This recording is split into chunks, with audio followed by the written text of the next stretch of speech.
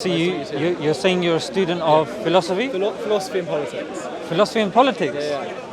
Are you going to go into politics? Because most politicians, they study PPE, isn't it? Yeah. Philosophy, And economics. politics and economics, exactly, mostly in Oxford. So it's kind of frontline politics seems horrible.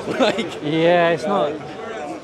In terms of, are we right? In terms of university, you're in London or you're in Oxford? Oh, right. Oh my gosh, that's amazing. Okay, so this will make for a more fruitful conversation, I think, to hear kind of your aspect. And have you thought about the deeper questions about life and existence and stuff like that? I like to think I have, but then, I'm only 21. Okay, does it come up in universities and schools?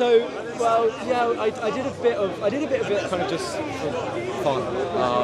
Okay. Just to kind of the question which I kind of think about the most is, and this is probably directly pertinent to your channel, is whether God exists or not. Yeah. And I'm still I don't know. It's on the fence. Okay. But I think there's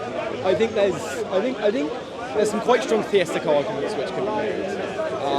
And I think there's something to which theism provides. I also think it's important to separate. I also think, and this is obviously a problematic thing to say, I think it's important to separate between the question of should one be a member of a community, and if so, a religious community is probably a sufficient community for that. Before we even jump into that, I just want to say you come across as a very open-minded, balanced person, because most people, they jump in and say, I'm an atheist, I don't believe in a God, and then halfway through the discussion, they say, you know what, I'm not an atheist, I'm an agnostic. So you do seem like agnostics are as bad as Live Dead. They can't make up their mind. Whoa, let's not go. Or pescatarians. Oh my God. I'm joking. Just make your mind up. Shots fired, yeah. I'm joking. Or pescatarians are the worst. Okay. I can give you the vegan rant another. That could be another topic. All right. So Adam, let's just start off from the basic. I'm sure we don't need to come up with the yardstick of logic and using common sense. I'm sure we're going to do that anyway. But how do you believe that everything started? Like, how did it all begin? I think, in terms of your worldview, I think a theistic explanation solves a lot of problems, but also creates problems. We'll come to that. Okay. Let's deal with. I want to understand you. I don't know. I'll take it. I have lots of ideas which many people have said to me and I've thought about, which I think are like somewhat plausible and kind of you can do it. It also depends what we mean by what do we mean by things begun. Okay. Which of course, by just asking that question, we're implying that there was a point where things begun, and I'm not sure if we can prove that necessarily. So you don't accept the Big Bang? The Big Bang. I'm not a physicist. I don't know. Yeah. I have an A level in physics. Whoa, you have an A level in physics? The evidence presented to me in terms of as physics A level went, seemed to kind of show that the Big Bang was a good enough explanation in terms of physically why the universe started. And that's something you accept? And I'm relatively happy to accept that. On the basis of that kind of, the physical evidence of the universe kind of seems to point, kind of the universe expanding, the cosmic background radiation, all seems to point. Redshift and all that. All that sort of stuff kind of seems to point to the Big Bang. What exactly that was, I don't understand. I'm not sure if it makes sense for me to say I understand what that was, because... Are you talking about what created the Big Bang, or are you talking about the procedure? What happened? So what happened before the Big Bang, if that makes sense to ask? Because there's one school of thought which goes, maybe it doesn't even make sense to say what happened before the Big Bang. You say, the Big Bang was the beginning. That's when time started. How can we say before time? What does that mean? But theoretically, there would be something. I don't. Just because we don't have an understanding, because we don't understand doesn't necessarily mean it doesn't exist. Perfect. But I'm not sure. But the problem is once we start making an appeal to things which potentially beyond human comprehension, I think then we're on very dodgy ground in terms of how we want to proceed further. In that, if we already accept we can't understand it, and we have a good reason for thinking we can't understand it, we shouldn't give up, but we should we need to think about why this is. Let me give you one argument of design. Okay. And this is mostly based upon probability. Okay. Yeah? Are you familiar with someone called Fred Hoyle, Professor Fred Yeah, Hoyle? I've heard of this. Yeah, so I can't claim to know that. no problem. He was a physicist as well. So he was looking at how we came across the elementary matter of carbon. Yeah, and the way you get carbon is by getting 3 helium molecules together. Yeah, but when he brought 3 helium molecules together, it just wasn't happening. Yeah, and it was just really frustrating for him. And then he, long story short, he realized that you needed to have the nuclear ground state energy to be within 1% for the carbons to form for life. Yeah? Okay. And in fact, Sir Fred Hoyle actually said that because of how precise this actually is, that actually shook his atheism. Right, okay. Now you might think, okay, that's 1%. Now, even the position of Earth in relation to the sun, it's within, you've heard of the Goldilocks zone, yeah. That is within 2%. I think there's a Let me just give you a few of these. Yeah. So that's within 2%. I'm sure you've heard the argument about today. But yeah, probably. So the Earth and the Sun has to be within 2% distance. If it's too far, of course, we freeze. If it's too close, we burn. Yeah, that's 1%. That's 2%. Now, if I go further, and I say, if we look at the atom, and the atom and the precise balance of the forces of the nuclear strong force and the electromagnetic force has to be within 1 in 10 to the power 55.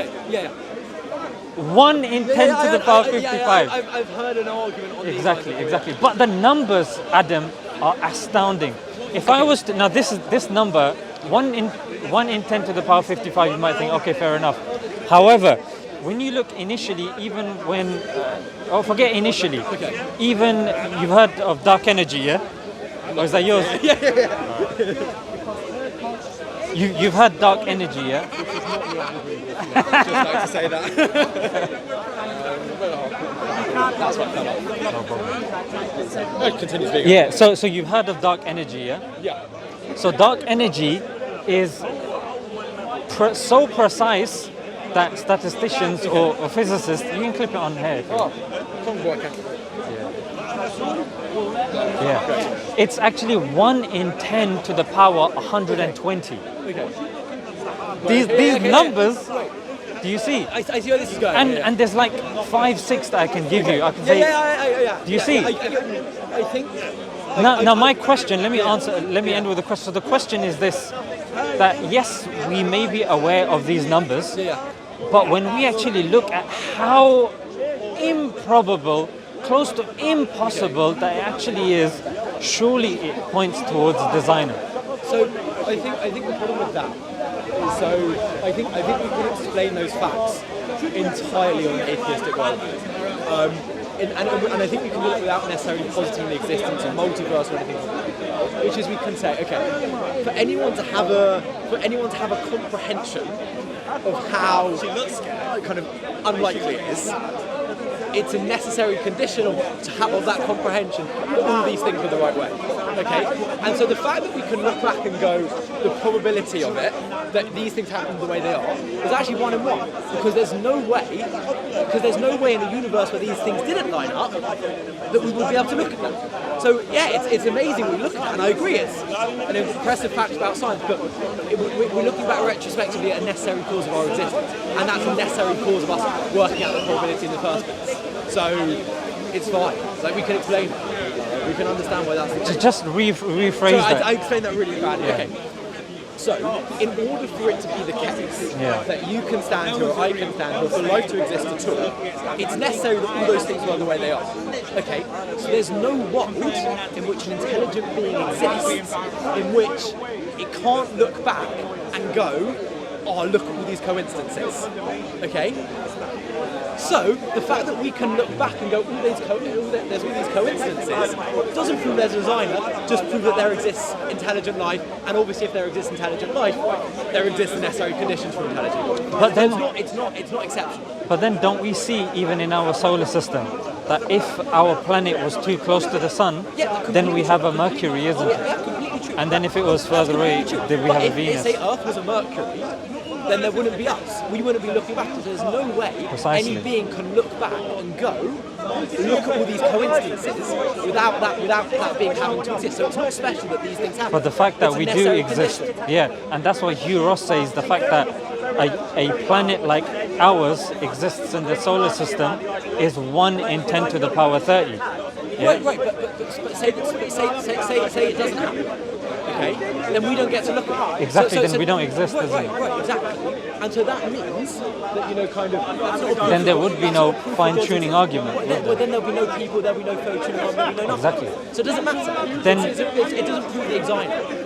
It just proves that if the conditions... Am I correct in assuming that you're saying if we didn't... I'm really sorry. Yeah. I apologise to anyone watching, I've been really inarticulate. So, because I'm just trying to understand, you're saying these wouldn't make sense if we didn't have what we have. They're not improbable, because once you understand that, to understand probability, these improbable things have to happen. So it's not improbable at all.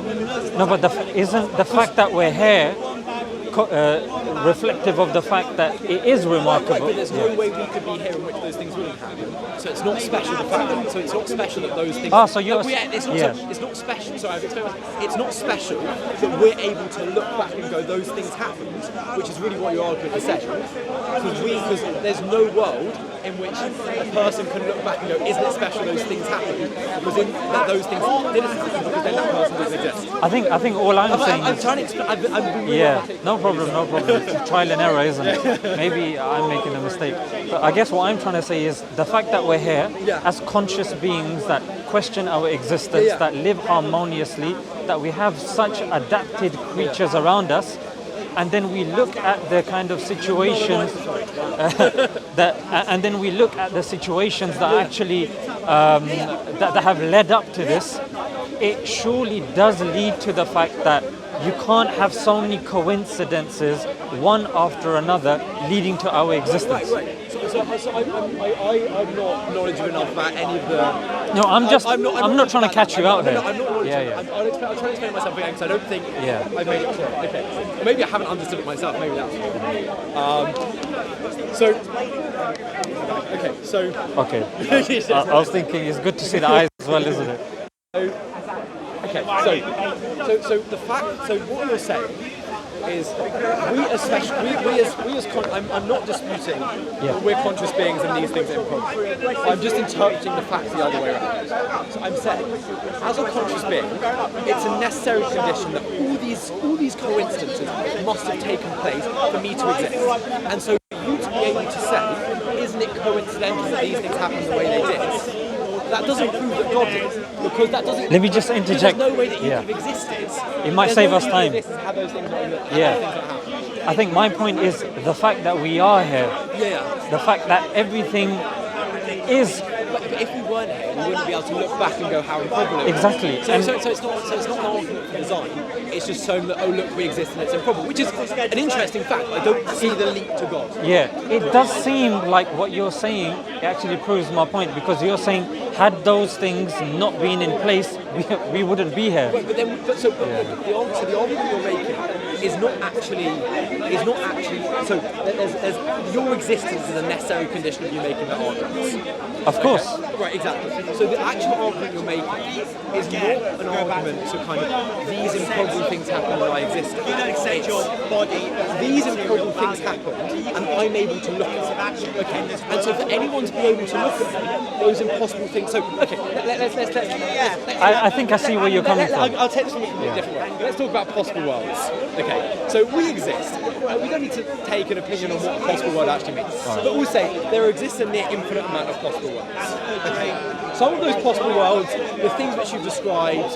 So let's take the view that kind of every single we can imagine every single possible world. So let's take one example, which was the easiest one for me to understand is the Earth being near the Sun. So let's take a possible world in which the Earth is actually not where it is. The Earth is where Mercury is. Okay? When the Earth is near Mercury, okay, then humans can't develop, evolution can't happen, life can't happen. So no one in that possible world can look, can kind of go, look, it was really improbable that things would be the way they are. Okay, and that's the vast majority of possible worlds. What I'm just saying is, in any possible world in which there's a human being who can look back and go, I'm conscious, I can observe these things, it must have already have been the case that that was the possible world in which the conditions were correct in order to create life.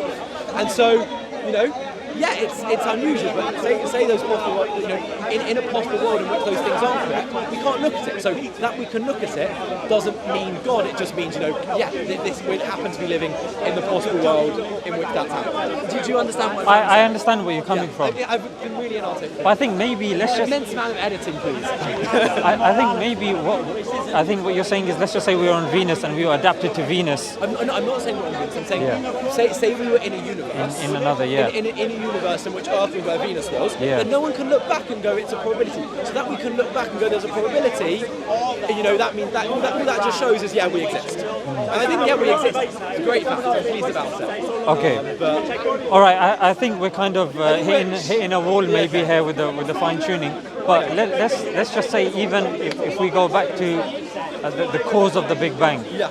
What is your kind of interpretation of what caused the Big Bang? So as I understand it, and this is something I will accept my understanding of and my thinking about is more limited.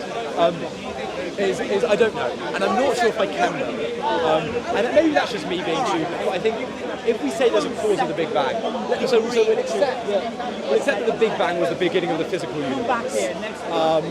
So you accept that you don't know what caused the Big Bang, is that what you're saying? I don't really know that. Okay. But I don't think if you make an argument that God caused it, I'm not sure if I can understand as a being which exists basically entirely in the physical world. I'm not going to, I don't really buy any of this kind of mind-body dualism business. Okay, what about if I said that? Sorry, no problem. you should run about sex. So time and space started at the Big Bang, yeah? Yeah. So naturally, somebody that is causing the Big Bang, that's creating everything, because as the brother was telling you before, when an explosion happens, normally we haven't come across any issue or any instance where an explosion has happened and we're happy and we're saying, a bomb has gone off, maybe a building has been I think the point is the Big Bang is an explosion.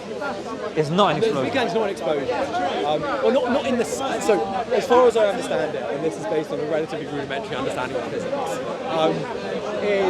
is the Big Bang is not an explosion as we understand it, in that I don't really understand how this makes sense, but is that everything existed in a singularity, and then something happens and everything starts coming out. An explosion is completely different. An explosion is when you have a sudden release of energy, and that creates all sorts of... Isn't that the Big Bang, the sudden release of energy? Energy, because it kind of, Because we did need with energy. An explosion, we have something before. But we needed... Before... But you're saying singularity was there. So energy and matter are kind of the same thing. Whatever that means, who knows. But kind of...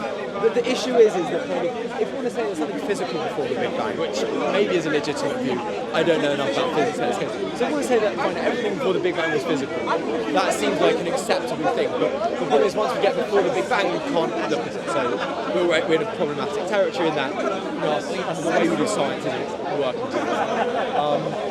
I think the point that I'm trying to say is, let's just say time, matter, space, whatever you want to call it, started at the Big Bang. Okay. Surely somebody who's directing, that's because there seems to be some sort of intentionality behind creation. Yeah, there's order.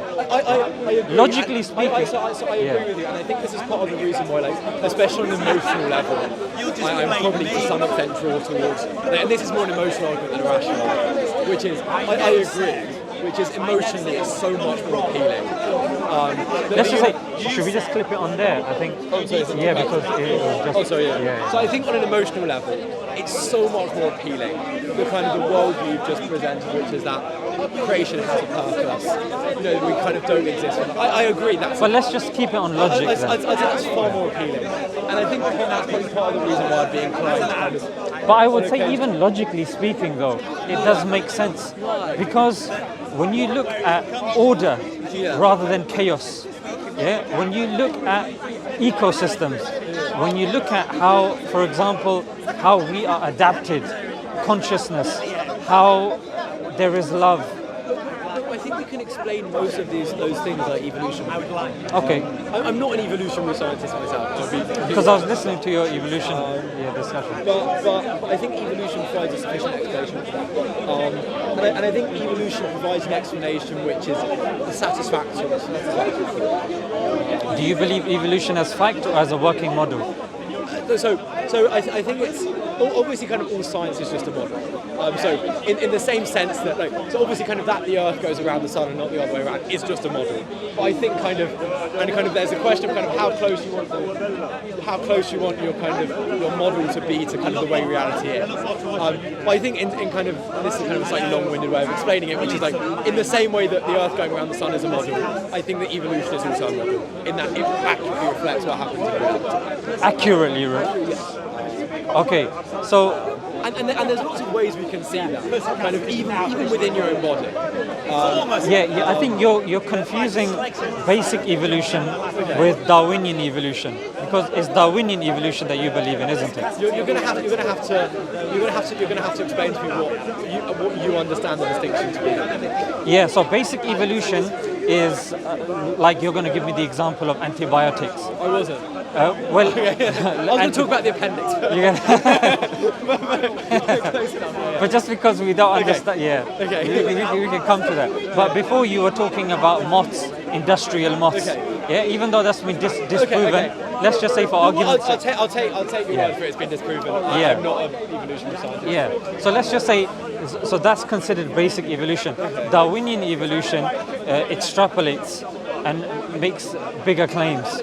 Yeah, that So before. what's the definitional difference? Of, What's the difference between it's just the extent to which the claims are made? like for example, the one that you're referring to is mostly based on natural selection, and natural selection was actually discovered before Darwin. Right. And even when we say evolution, there's no one evolution. There's at least 4 working models of evolution, and there's Can you delineate? yeah. For example, there's 2 main ones that I'm aware of. Okay, I mean, I'm not a biologist. I'm not going to claim to. yeah, there's one that I was reading upon a couple of days ago, and Sabur Ahmed mentioned as well. It's neo-Lamarckian evolution, which rather than survival of the fittest, that actually talks more about community and cohesion. And it talks about how we have certain bacterias that live harmoniously and benefit off each other. And you can have an argument between different kind of, but they all agree on the same sort of fundamental Not necessarily, premises. but because Should they all agree on the premise that they all agree kind of on the basic premise that that there's a selection process out there, whatever the selection criteria is, because that's the difference which you've explained. Well, you're saying that some people believe in selection criteria X, some people believe in selection criteria Y. There's some sort of selection criteria. Maybe those are like equivalent to each other. I'm not going to pretend to. But I think they agree, and I think whichever one of those is correct, and if such a thing as correct exists, we can reasonably say that we can explain the natural world as we see it. but seeing as there's various models, and you're unable to kind of pin down but that's an argument for your model. Yeah. That's not an argument for your model. No. That's just saying I've got these differences. I need to find a way of resolving them. That doesn't in any way indicate this other model, which kind of adopts with a completely different set of premises, of which the evidence for is what I'm trying to say is, you said evolution is a sufficient enough answer for you, and all I've said is, I questioned which evolution. And then I guess what I'm trying to say is the fact that you're unaware of these different evolutions, the different implications that these evolutions have, it doesn't show a solid kind of grounding of yours. I'm not claiming, but I don't think. But what we're not trying to do is judge between different types of evolution. I'm assuming you're not. I'm sure there's an interesting conversation which I'm not really qualified to have between different biologists as to which evolution is sufficient. But that's not what we're trying to do. You know what? We're trying to distinguish between a kind of a model of the natural world which posits the existence of God creating it, and a model which posits a gradual kind of evolution over time by some sort of selection criteria, resulting in changes which kind of gradually kind of together make human being. Well, that implies some sort of purpose to evolution. The thing, Adam, is that each time we kind of go towards a conversation, you get quite worried. and you say, oh, you know what, I'm not really. Yeah, but the thing, Adam, is this is a conversation with yourself and your worldview and your understanding. You don't have to. I'm not asking you to represent all of atheists or all of philosophers. I'm not claiming to really have an opinion, even if it's possible to know that God exists. And that's absolutely fine, Adam. But the thing is, what we're trying to get to the bottom of is your understanding and finding gaps in there and seeing, okay, where have these gaps emerged from? I don't think a kind of theistic. I don't think a theistic explanation for. I don't think a theistic explanation. So I'm really sorry. No problem. It's fine. Assalamualaikum, brother. How are you? I'd love to take a photo with you. Yes. Sorry, it's my sister. You have to go. It's my sister. Do you have to go? Yeah. Sorry. Okay. Do you do that? Likewise. Lovely Look speech. after yourself. Have a good day. Are you doing welcome to Jannah? Sorry? Are you doing that you too? Is you welcome to Jannah? Yes, smile to Jannah, yes. Yeah. Smile to Jannah, sorry, thank you. Somebody else. I don't know which one to take. No, these two are, I think, Jabis. I don't know who's that. Oh, when you're ready.